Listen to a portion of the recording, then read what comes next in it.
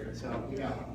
And Dad was a character, you know, and I've called him Dad for quite a long time. Because he gave me that opportunity about 25 years ago. He was a wise man, actually, for graduating 6th grade, right? And smarter than you could think. He was a very intelligent man, just maybe not with the schoolwork so much, okay? But that doesn't mean he didn't know how to work the system and sometimes work you over too. If you ever went to a yard sale with that guy, oh man, you're going to lose money. Okay? He would yard sell you from a 50-cent item down to a 5-cent item, and he'd probably get 10 items out of that. So he was a good negotiator. And 25 years ago, I met Jolene and found her on the street corner. You know, picked her up. Technically, because my buddy had a hot red Firebird, and so we kind of started hanging out, became good friends. And Joel, not knowing what to do and make of that situation, he would keep an eye on his daughter. And every now and then, me and my friends would be out with Joe and some of her girlfriends in the front yard, and we'd look over, and there's Joel hanging out. Yeah, I can see my chief Craig Kingsbury's right there. Okay, and I'm no further from Joel with his daughter than that. But now he gets the binoculars. Why? This is intimidation. So when he's eyeballing you, like what you're doing, yeah, I can see every word you're doing on your lips with his binoculars. And then, of course, he has to be stealthy. So he's not just sitting in the window. He has the blinds, but they're open. So he's sitting there with the blinds, like, is that him looking at me? That is him. He's looking at me. Hey, Joe, your dad is kind of like behind me, looking at me with binoculars. That's my dad. It's cool. It's just what he does. I'm like, oh my. So anyway, that's the character that he was. And I think most of the time he wanted me to know that he's watching you. But he was able to, he had a tree, a massive elm tree that's still there, that he had cut down. And he's like, man, I sure need a couple of young guys to climb that tree. And I'm like, well, I'm thinking about dating your daughter. Hey, I'm the guy. So he worked a deal, go up, climb this tree. And if he died, it's no loss off me. You're barely dating my daughter, But I get a guy to go cut down this tree. And we had one heck of a couple of 3 or 4 weeks being with the family. That Lily was standing by for 911. Like, are we still alive? No? Yeah? No? Yeah? Okay. And took Dad's chainsaw out there, and we cut down some things. And of course, if you have enough rope for the chainsaw to go down the ground, just stop at about 4 feet from the ground, okay? And then you can undo the chainsaw when you lower it down. Don't drop the chainsaw and let it bounce off the ground into the canal, okay? Because guess what? Dad's like, $100 chainsaw. I'm okay. So we had to buy a new chainsaw. That's okay. One mark against his maybe son-in-law. Okay. And the next thing is we drop a tree on a shed. So I didn't say I was professional. I said I could cut it down. I didn't say where it would land. Okay. So we got it down. It only cost a chainsaw and a new shed. But he was pretty happy about that because he was able to explain to the insurance company. Remember how he works the system? Yeah, some young punk kid got it, and I need a new shed. The insurance company, $100, here's this brand new shed. Then we got to hang out and put that together. So he was a character, to say the least, and he was the celebration of life. And I have his obituary here, and I want to read it, but it's filled with beautiful emotion and stuff. So I think I'm going to go right into the character portrayal of Joel first, because as a character, he had his readers, okay? And these readers here, he said one day, I want a pair of those readers for Christmas. And I'm like, you're kidding me, right? He said, no, I want to be able to see some of the country western things or whatever, Italian western, whatever, that had all the text. And so we bought him these for a Christmas deal. I'm like, you've got to be kidding me. And I really think that he just shysted us. And he just, I just wanted you to buy him so I could look at you once in a while. It just made me laugh. I'm like, oh, jeez. Because we never really seen him watching a movie. But he would put him on like, I was gone. And I was like, hey, that's Joel. And he did well at collecting gadgets.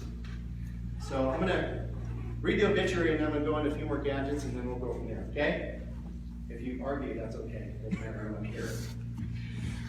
Joel Wendell McNish. Joel Wendell McNish, 82, passed away in peace September 7th, at his home in Twin Falls with family by his side. During his last days, he was surrounded by all those whom he affectionately loved during his time and his life. Joel was born in Lincoln, Alabama to Roscoe and Gracie McNish and raised in Winchester, Tennessee. Joel started working in a nursery at an early age, learning to plant, prune, and graft various trees and plants. Joel moved to Twin Falls, Idaho, following his older brother, Billy Pendergrass, working at the fields, or in the hayfields and sponge cellars before finding work with Jim Lennon of Twin Falls, where he worked and provided for his family until his retirement in 1998. Joel met the love of his life, Lily, at the Radio Rendezvous Event Center on Main Street while roller skating. He made such an impression on her with his style and skating ability that she bought her own skates to spend more time with them. He even thought she never really liked to skate, and Joel was a dance skater, so he had a pretty machismo look. And so he's got the picture, so you can see he was fishing for women pretty good on that one. But Lily, he reeled in for sure. Anyway, on January 14th, 1961, Lily and Joel were married in Twin Falls, Idaho, and had 52 years together before Lily's passing in 2013. Joel enjoyed bowling with Lily and his son Jim, and took part in many tournaments throughout Idaho. He had great friends and teammates with smooth curve to his delivery and many trophies to show for his excellent skill. Joel loved camping with his family and brother-in-law Don and his wife Doris Garrison. Many fishing stories were shared by the campfire, some can't be repeated. As well as the expected but always surprising popular cigar pranks, Joel and Don would often play on each other. Joel's legacy to his children is one of good humor, kindness, a diligent work ethic, and an affectionate love. Hugs were the norm at the grandpa's house when arriving and when saying goodbye. Joel was preceded in death by his wife Lily, parents Roscoe and Gracie, and his brothers Billy Pendergrass and Don McNish. Joel is survived by his 4 children, Jim and Trish McNish of Hagerman, Idaho, Teresa and Robert Crane of Eugene, Oregon, Mark and Brenda McNish of Meridian, Idaho, and Jolene and Jerry Hutchison of Twin Falls, Idaho. He is also survived by 9 grandchildren, Ray, Joy Crane, Renee Crane, Terry and Rachel Crane, Savannah, Stephen, Elijah Weston, Tucker, and Ariana, and 7 great-grandchildren. Good Lord. A lot of kids. Anyway, Charlotte, Lucas, Noah, Riley, Bryson, Lily, and Hannah, as well as many nieces and nephews. Then there's a celebration right now for Joel's life, in case you didn't hear. We're here, so we're good. So, there you have it. Okay, didn't cry. That's good. Joel and I, like we said, we had 25 years together, and we got to be pretty good buddies over that time. We were good friends, not just son and dad, son-in-law. There were times that I was Jared, which Chief has actually done that a few times. But anyway, I was Jared. And there's also times that son, you did a good job. Thank you. Okay. So we had all those. But some of the items that we brought up here kind of shows his character. And like the glasses, sometimes he was just one of those guys that had a lot of character. And some of the favorite things he had was playing jokes on people and such good humor. The Billy Bassmouth thing, he just loved to have. Fish around here. Yeah. You can tune a piano, but you can't tune a fish. So, I mean, he would love it just for his grandkids to come over and annoy the parents and just play on that thing all day long. Bowling is an interesting thing. We had, I don't know if you want to share your story later, but he might. Bowling, he was very competitive, but also very encouraging at times. But he was also like, yeah, good job. So he was fun to bowl with, but it made you want to do better. And then on the fishing side, there's so many fishing stories that we had. This burlap, he would often, with Don Garrison, I've been fishing with him several times. We took camping trips at Trail Creek and Stanton's Crossing, who knows what. But burlap was their way of holding the fish, right? I mean, how many people here probably did that as the kids and grandkids, right? But often they competed so much in fishing, it wasn't about the fish in there. It was already about that I'm going to catch more than you at the next hole. So sometimes they leave it back because Joel, the stinker he was, Don Garrison, he'd often fool with Don just to kind of trick him a little bit, like, yeah, that little hole right there.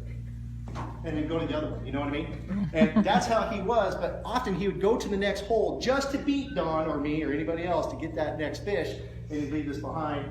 So we'd have to run back and go get the gutty sack of fish. And that's kind of what this is here. He had a lot of good fishing gear because he just loved to do it with his family. And the tricks that he would play on you while fishing. I'm surprised. Where's Doris? Doris. I'm very surprised that Don didn't have a heart attack on these fishing trips. All the snake things that he pulled on him, all the, let's set his camp chair just here so when Don would sit in it, he would wipe out. And we have a great photo. In fact, we were going through a bunch of old photos, and there's a chair that's totally destroyed and being held together with twine and whatnot. And they're like, why are you taking a photo of a chair? And it's like, it's what the chair represents. All the shenanigans that Joel pulled on people during fishing trips. And it was one of his good ways of doing that. But one of the good ones was he would, a big old cow was coming off the side. And Joel saw it, and he's like, oh, bear, bear! And they're going through the willows, and all of a sudden Don's like, you know, just going. And that's how Don would be. And he'd take off through the willows, and Joel's just like, oh, pure joy for Joel to scare the crap out of you if he could. In fact, I didn't bring it here today, but that guy, he used to have an old mask that my wife loved that was a gorilla mask, and he would scare everybody with that. I can't find it, don't know where it is. So he upgraded, apparently. There's a Jason, ski mask. There's a Jason ski mask in there, and I'm like, oh, no. Man, what's he been doing with this thing that we don't know? So he upgraded that. But a lot of tools and cool stuff that he would like to collect. I mean, okay, this here is technology. I understand you can't tell me what this is. This here is an 8-track, okay? Yeah, okay, it's a digital tape in this. This holds information and music. In 1965, Ford Motor Company put 8-tracks in cars, and that's when it went big, right? Well, Joel has all kinds of 8-tracks, and I'm like, what are we doing with this stuff? He has hundreds and hundreds of records and 8-tracks that he actually worked. 8-track player. And yeah, good stuff. And he loved country, by the way, clearly. So he was a gadget man, as well as a bowler, a fisher, and a gadget man. Some of these other gadgets here, you kind of wonder, like, what the heck? This right here, folks, this is a high-quality digital audio tape recorder. You can tape voice messages with this. Yeah, high tech, right?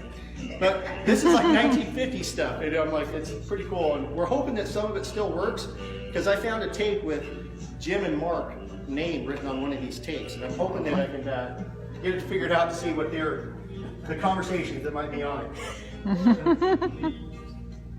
This other stuff here, this is what's interesting. Joel worked at the laundry for umpteen years. How many? 38 something? Do we remember? A lot of years.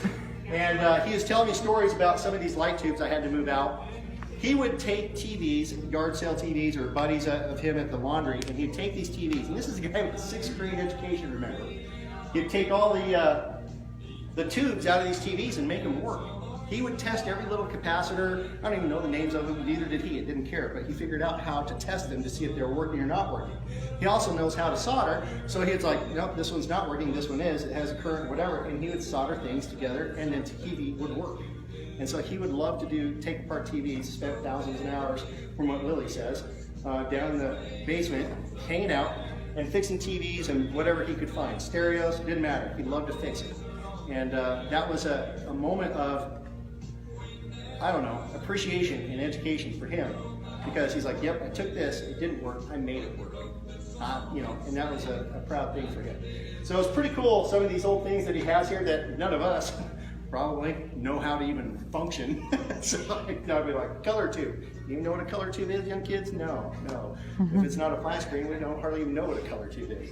But it's pretty cool stuff that he worked on and that he made work. And that just shows you the determination that Joel had, that if he can make a broken old TV work, he put a lot more energy and investment into his family. And he loved to spend time with family as well. And all these little gadgets and things is just even part of life, but the greatest people are of his appreciation of that here, of relationships that he had, for sure. But anyway, flashlight collector. Oh, this one he was particularly proud of because he's never seen another one. A bug light for your tent flashlight. So it actually zaps the bugs inside your tent. I mean, okay, this guy has one. So there it is. And I told him about what we would do on his funeral. He goes, yeah, that sounds good, because I like that stuff. And you tell him the story about this and this. So there it is. Now you have the story of a lot of what he loved to do. Bowl, fish, camp, and hang out with family, and fix things. And sometimes fix us. So he was always easy to talk to. And of course, the most important words he said to me was for my wife. When I asked her to marry him, I said, is it okay if I marry your wife or your daughter? And he goes, yeah, it's always been okay. So he gave me his blessing. He didn't say yes. He's like, well, it's always been okay. And that was good. I appreciate it. So we got to, like I say, spend a lot of time together. And I can't thank, well, I didn't know my chief was going to show up, but you know, I was going to say this for a later date. But since you're here, this is Chief Kingsbury, okay? And I like the guy, but my administration and my department that I work for, they've been such a huge blessing. I would not have been able to take care of Joel the way he wanted if I had worked in that department. Because they said, you know, Jared, take whatever you need, do whatever you need to do. Take care of your dad. And it was a huge blessing. So I just want to say thanks, because it was super important to me and my family that I do what he wanted. And it was hard. It still is hard. It's not going to be easy in the future.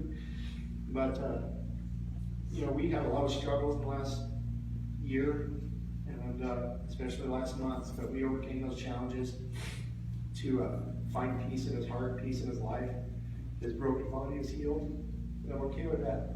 Of course, it didn't get healed until I also hit him in the head with the door. It's nothing like lifting your dad up from the hospital and you're lifting him up, you know, because you got to squat the guy up and get him in the seat. And I'm like, okay, but he reaches out to grab the door because it hurts. And I just smacked your head on the door. That's great. And do you always look like, did anybody see that? And there's Joe going, you know? But anyway, he's like, he gets in the car and he looks at me and he's like, are you trying to kill me? And I'm like, well, not trying, it's just going to work out that way. So, I love the guy, and I'm pretty sure he loved me too, even though he had a few old Jerry's. My mom laughs like, oh, who hasn't? So, anyway, thank you for your time and your love as well. I think that's it, Rob. Am I missing anything? Awesome. Man, well, I want to